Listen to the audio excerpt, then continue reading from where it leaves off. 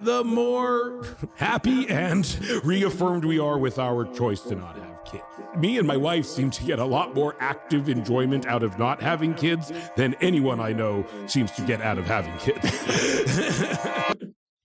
You referenced earlier you don't have any kids. I do not. That has helped me succeed as well. Definitely. Really? Oh, yeah. There's a whole huge thing I'm not doing, which is raising children.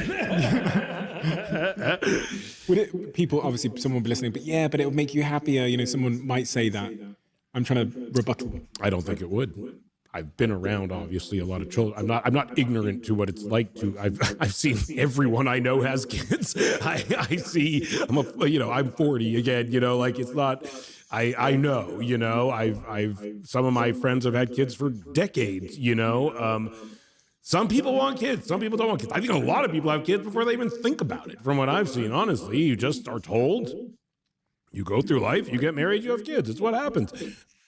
I'm Amy Poehler, and I'm on house arrest. Okay. In my class, we're gonna discuss how these improv principles affect your real life. Can't be halfway in. It limits you from connection, experience, and being in the present moment. I am a big... And me and my wife were just, neither of us were like that, you know? And, honestly, the older we get, the more happy and reaffirmed we are with our choice to not have kids. Like, it was something we kind of talked about more, and we were like, have we made the right choice? Are we sure? Now, if more than anything, the conversation is like, honestly, thank God we don't have children. We get to do whatever we want. We are in the prime of our lives. We are smarter than we've ever been. We understand ourselves more than we ever have. We have the capacity to achieve a level of work and a level of communication and care for one another and a lifestyle we can live with one another that we've never been able to live before, and we can just do that, and we don't have to raise a child, which the world does not need right now. And so yeah, it's we're very happy with our choice to not have kids. And I work with a lot of people with kids, and I see definitively that I have more time to both do the things I need to do and the things I enjoy doing than they do. And not to say their kids don't bring them joy, but I say this truthfully. Me and my wife seem to get a lot more active enjoyment out of not having kids than anyone I know seems to get out of having kids. Bit of a left field one, but have you observed a point in your trajectory where you become somewhat so successful or somewhat so famous that happiness begins to decline? No.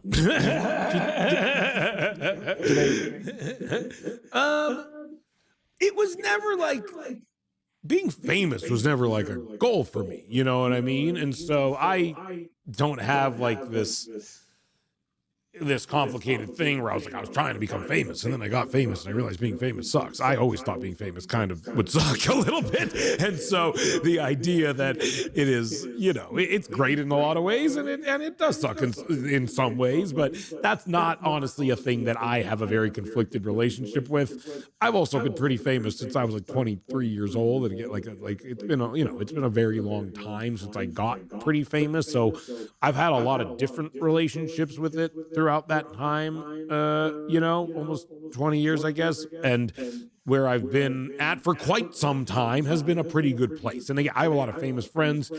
I see them have much rockier roads dealing with it than I do, Yeah, and as far as success goes, if anything, it's great. I get to work with the best, the filmmakers that inspired me to make movies in the first place. I get to, make, they bring us Ninja Turtles. I get to make a movie out of a thing I've loved since I was a kid. We just sold a show to Apple that I'm writing and directing and starring in with my partner, so we can come up with original ideas, do whatever the fuck we want, and so what's the cost? There's no cost. I don't have kids. if I felt guilty that I was not being a good father, that would suck. I do not have that feeling at all.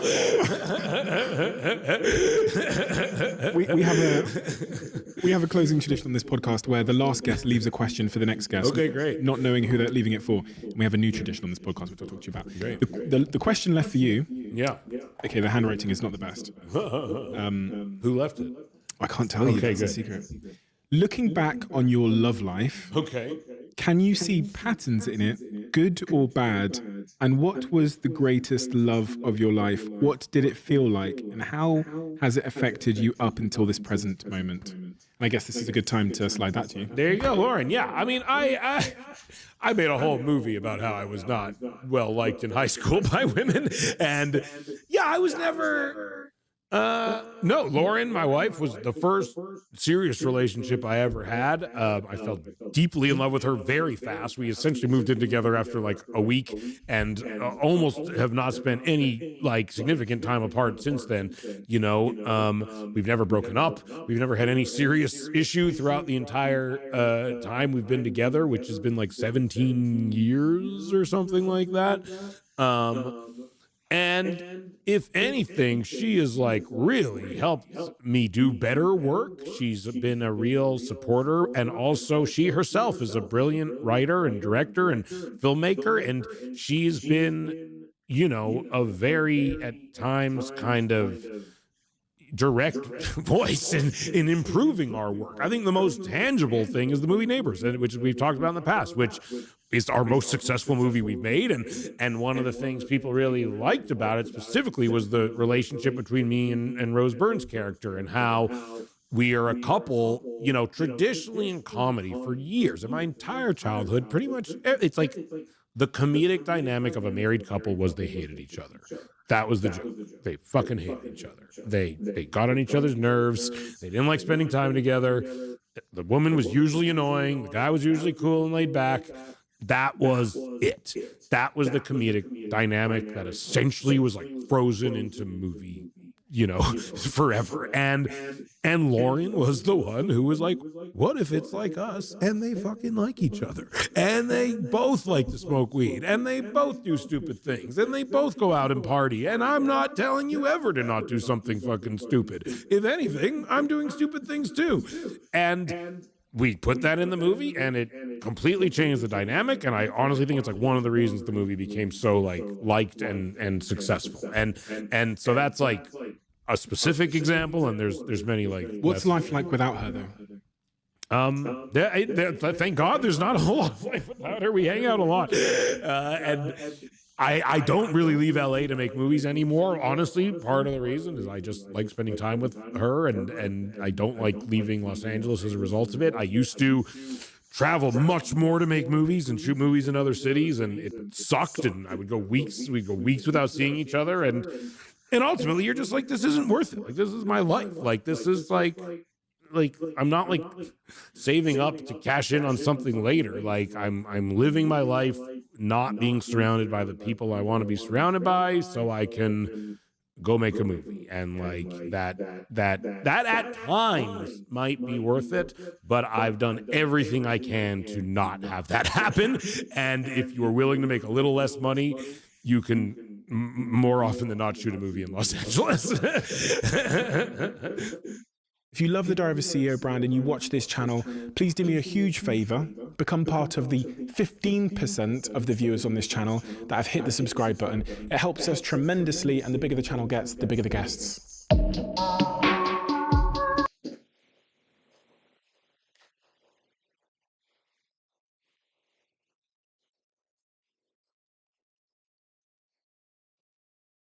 When you say that you wouldn't be cut out for this world, but weed makes it okay, what do you mean? I smoke weed all day. Could I not smoke weed?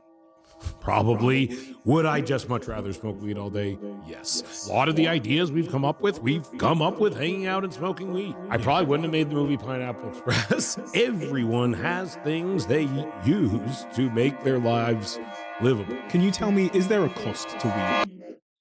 I'm not quite cut out for this world, but weed makes it okay. And in a different interview, I read that you'd said you would find life really hard without marijuana. Yeah, for sure.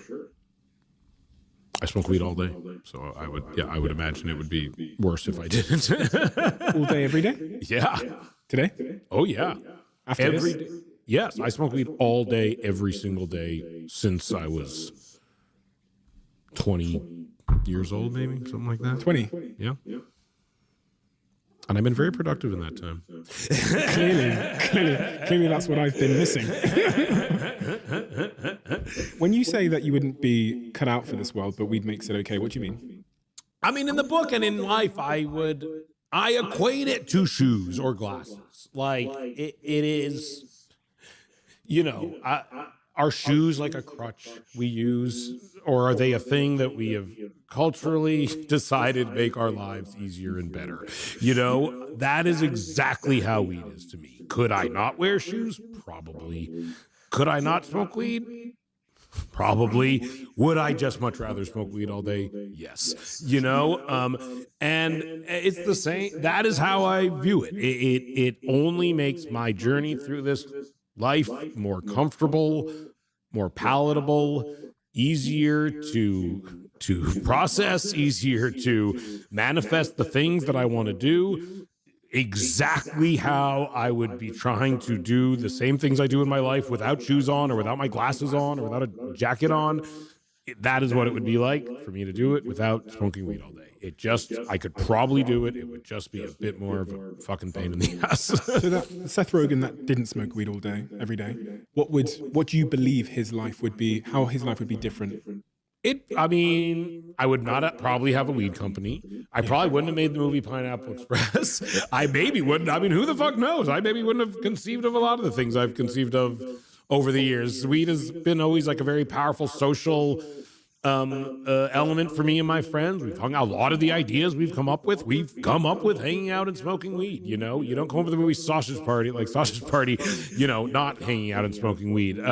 So I think like the environment it has created amongst me and my collaborators has been very additive for sure to my creative output. So in abstract ways and in very specific ways, like Pineapple Express being, the most specific probably. I was looking at the wording. So the phrase, I'm not quite cut out for this world, I found really curious. I don't think any human is. That's more, I think no human is quite cut out for the world, as is exemplified by the fact that we wear underwear, that we need toilet paper, that we have shoes. We're not like these pure beings that just like go out into the world and can exist flawlessly. We do dozens of things that are external to make our lives livable. Weed's actually natural, unlike underwear, and shoes, and glasses. It exists in the real world. But that is part of my premise: is no human is quite cut out for this world. Everyone has things they use to make their lives livable, and for me, weed is one of those things, just like a roof is one of those things, I can tell you the cost of the roof here because it's causing this sound. Yeah, exactly. Which is making it not great for our podcasting, which I think is an actual thing. Can you tell me, is there a cost to weed in terms of, has there been a cost in your life to weed? The upsides are clear because I can see your... No, there's literally, from my, no, I mean, I've gotten it when I was younger. Because weed is illegal, stupidly, there has been situations I have found myself in that are not great in the pursuit of getting weed, but I don't blame weed for that. I blame the government for making weed illegal and making me jump through all these hoops to get it, But in general, in my life, no, there has been no downside to weed or my use of weed or my love of weed. Maybe it's cost me jobs throughout my life. I'm in the Mario Brothers movie coming out soon. I'm in the Ninja Turtles movie that I wrote and produced coming out soon. Like, I'm producing things for giant, companies that do not seem to mind. So I have not, Steven Spielberg put me in his movie. I've not seen a definitive impact on my career because I'm known very much for being someone who smokes weed all the time. You know what I mean? Well, all that success you've had, all those movies you named recently that some of them of which are coming out soon. having spoken to you today, I get work ethic. I get your innate passion, which seems to have been there since you were a child. But there's people that have both of those things, and they're not Seth Rogen. You know what I mean? So is there anything else when you look back on your life? You talked about the circumstance, your mother's, being around that culture. Is there anything about you in particular, a talent? And people find this hard to answer because it requires you to say something nice about yourself. And so celebrities often say, say, oh no, there's. But is there what is it that makes you good at what you do? I think, man, I honestly think because I grew up watching so many movies, and having parents that appreciated them, I, from a very young age, had an inherent understanding of cinematic storytelling, and that specifically from a writing standpoint, from how the movies were written.